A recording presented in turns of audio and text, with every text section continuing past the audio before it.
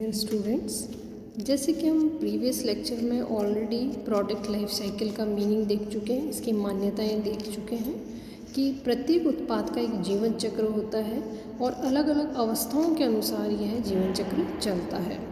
आज हम देखेंगे कि ये कौन सी स्टेजेस हैं, ऐसे कौन से चरण हैं, अवस्थाएं हैं जो कि उत्पाद को जीवन चक्र में डालती हैं। तो मैं doctor Archana Tiwari, assistant professor in business administration, SPC government college Ajmer. उत्पाद जीवन चक्र की सामान्यतः 6 अवस्थाएं मानी जाती हैं, जैसे कि नंबर 1 इज़ उत्पाद विकास अवस्था यानी कि प्रोडक्ट डेवलपमेंट स्टेज, प्रस्तुतिकरण अवस्था, विकास अवस्था, परिपक्वता अवस्था, संतृप्ति अवस्था और पतन से मृत्यु की ओर अवस्था या डिक्लाइन स्टेज। तो ये सारी स्टेजेस हम 1 बाय 1 देखते हैं। तो पहला आता है इसमें प्रोडक्ट डेवलपमेंट स्टेज यानी कि उत्पाद विकास अवस्था। इसी उत्पाद की बर्थ स्टेज भी हम कह सकते हैं। प्रोडक्ट लाइफ साइकिल जैसे ही स्टार्ट होता है वैसे ही प्रोडक्ट डेवलपमेंट स्टेज स्टार्ट हो जाती है। उत्पाद विकास प्रक्रिया में प्रोडक्ट की सबसे पहले टेस्ट मार्केटिंग की जाती है, उसका व्यवसायीकरण किया जाता है, कमर्शियलाइजेशन किया जाता है और उसके बाद में प्रोडक्ट का सेल्स प्रारंभ नहीं होता है बल्कि निवेश लागतें बहुत अधिक होती हैं। तो इस अवस्था में प्रोडक्ट से प्रॉफिट होने का तो प्रश्न ही उत्पन्न नहीं होता है।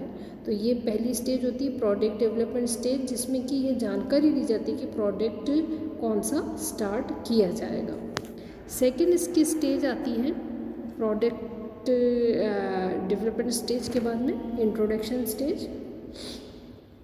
उत्पाद विकास की प्रक्रिया के संपन्न होने के साथ ही मार्केट में प्रोडक्ट को प्रेजेंट कर दिया जाता है और प्रोडक्ट की एक तरह से ये बाल्यावस्था है और इस अवस्था में बहुत कम कंज्यूमर और जो बिजनेसमैन हैं इसको जानते हैं, इसके सभी गुणों से भी बहुत ज़्यादा लोग परिचित नहीं होते हैं। अतः इस अवस्था में उत्पाद का बाज़ार में कोई विशेष स्थान नहीं होता है और इसकी डिमांड भी कंपैरेटिवली बहुत ही कम होती है।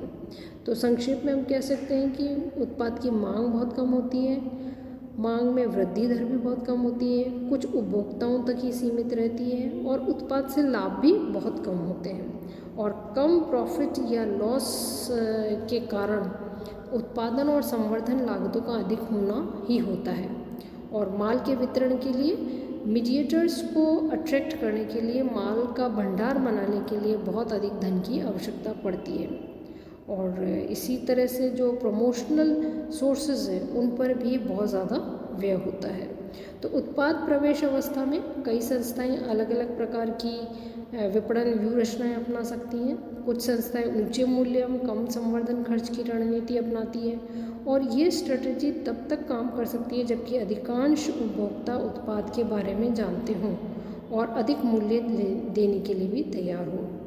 कुछ और संस्थाएं हो सकती है जो उत्पादों को बाज़ार में प्रवेश कराने के लिए कम मूल्य और अधिक संवर्धन खर्च की नीति अपना सकती है और यह नीति उस समय काम करती है जबकि कंज्यूमर को प्रोडक्ट के बारे में मालूम नहीं होता है या बहुत ही कम जानकारी होती है।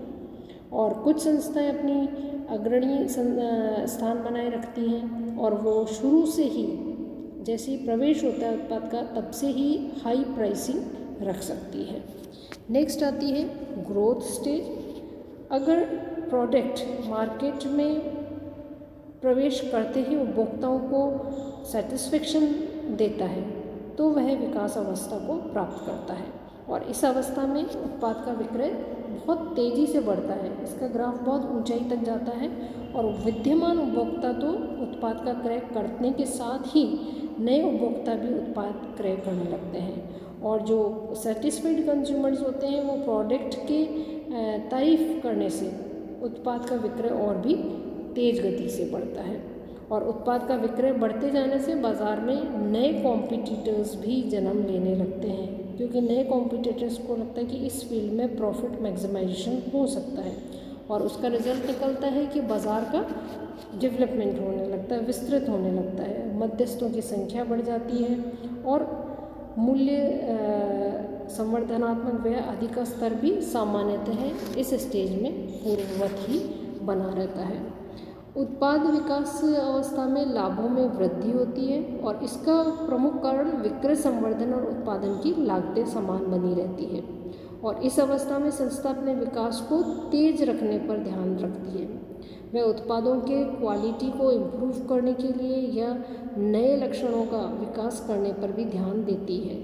इसी तरह नए माध्यमों को अपनाने का भी प्रयास करती है। समय आने पर संस्था अपने उत्पादों के मूल्यों में भी कमी करती है ताकि अधिकाधिक ग्राहकों को आकर्षित किया जा सके। तो इस तरह से ये स्टेजेस हम देखते हैं, अलग अलग हो सकती हैं। आगे की स्टेजेस हम जो है परिपक्वता, maturity stage, saturation stage, decline stage next lecture में कवर करेंगे।